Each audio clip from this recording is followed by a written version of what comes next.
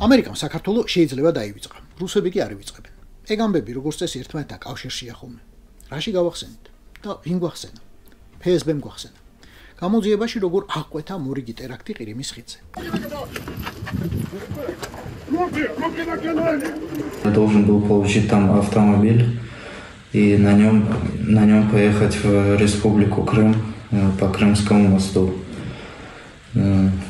После чего меня задержали. 130 килограммов финской взрывчатки планировали провезти через Крымский мост. სულ ამბობთ ხოლმე რომ FSB მაგარია. არა, 2012-ში მართლა მაგარი ჩაგვიტარა. ზოგი ახლაც ვერ მოსულა აზრზე.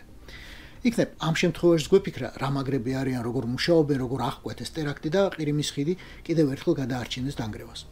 მაგრამ აქ ისეთი იაღრიში გაეპარათ, დამწყები ოპერთანამშრომელიც რომ არ უნდა უშვებდეს. 2022 წლის ამბავი ყველას გახსოვთ. ხიდი მართლა დაზიანდა და საბოლოოდ მხოლოდ 9 წლის შემდეგ აღდგა, როცა ზედ აფეთქდა 21 ტონა ტროტილის ეკვივალენტის ასაფეთქებელი მოწყობილობა. 21 ტონა. ახლა კი გვეუბნებიან, რომ უკრაინელები 130 კილომდე ჩამოქვეითებულან და ასე უნდათ ხიდის დაზიანება. 130 კილოგრამი ძმებო FSB-შნიკებო. მეორეა თუ დაახურულ სივრცეში აფეთქებ. აი თქვენ რომ ააფეთქეთ თავის დროზე სახლები მოსკოვსა და ვოლგოდონსკში. ჩეჩნებისთვის რომ დაგებრალებია და მეორე ომის დაწყების საბაბი შეგებნათ. ოღონდ იქაც სამჯერ მეტი დაგჭირდათ. ღია ხიდზე კი რა უნდა ქნა 130 კილოგრამით. წინ და უკან მიმავალ მანქანებს დაწვა. ორ-სამ კაცს გავუყენებ მოუსავლეთის გზას, ხიდი კი იდგება. არაფერი არ მოუვა. სერიოზული ტერაქტის ამბის შექმნა თუ გინდოდათ, საპირთო მანქანა უნდა დაგეყენებინათ და არა ეგ რაღაცა ფარჩაკული ვოლტი ბოდიში შევროლეს ყველა პატრონთან. მე მხოლოდ გაბარიტები და ტვირთამწეობა ვიგულისხმე მაგ მანქანის. ფურასაც არ დაგიჯერებდით რა კი FSB ხართ, მაგრამ უფრო ახლოს იქნებოდა რეალობასთან. ანუ დაგეთქვათ, შევროლეთი სადმე კონცერტზე შევარდნას აპირებდნენ და იქ დეტონაციასო, მაგრამ ამისთვის ლურსმნები, რაღაც ლითონის დეტალები, რაღაცების დამატება გჭირდებოდათ, მოკლედ რაც ტალღას გააძლიერებდა.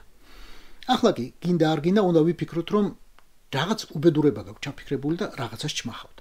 უკრაინულ სპეცსამსახურებს მაგ საქმით ვერ გააშავებთ. კი, ცოტა არაპროფესიონალები გამოჩნდებიან, რომ 130 კილოგრამით ამხელა ხიდის განადგურებას აპირებდნენ, მაგრამ ომია და ყველაფერი მოსულა ახლა.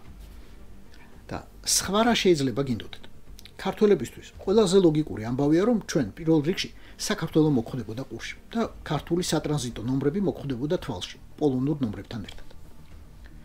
2022 წლის აი მამალი ტერაქტის შემდეგაც უკრაინელებთან ერთად ქართველები ახსენეს, როგორც ორგანიზატორები.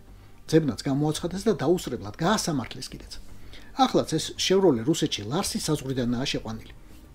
როგორც გვიმტკიცებენ, ისევ ქართველები არიან ჩართულები. ახლაც. ახლა ამაზე გამოაცხადებენ ძებნას და რა თუნდაც ეს ყველაფერი. ყოველი შემთხვევისთვის, სამშვიდობო მოლაპარაკების იმიტაციისთვის რუსებს ახლა ძალიან გამოადგებათ უმანკო რუსეთისა და ტერორისტული უკრაინის სურათის დახატვა. აი ნახეთ, მშვიდობიან ხიდებს გვიფეთქებენ, ყირიმში დამსვენებლების სისხლის წყურია და ასე შემდეგ. მათ კი ეხმარებიან ქართველები და უკვე მე რამდენედო.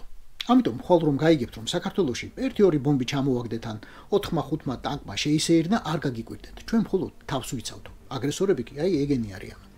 ანა არ იტყვიან. აგრესიის მუდმივად განახლებადი საბაბი საჭირო რამაა. სულ უნდა კონდეს ხელთ, რომ თავი იმართლო. რა თქმა უნდა, შენი ნათქვამი უნდა გაამაგროს ვინმე ადგილზეც.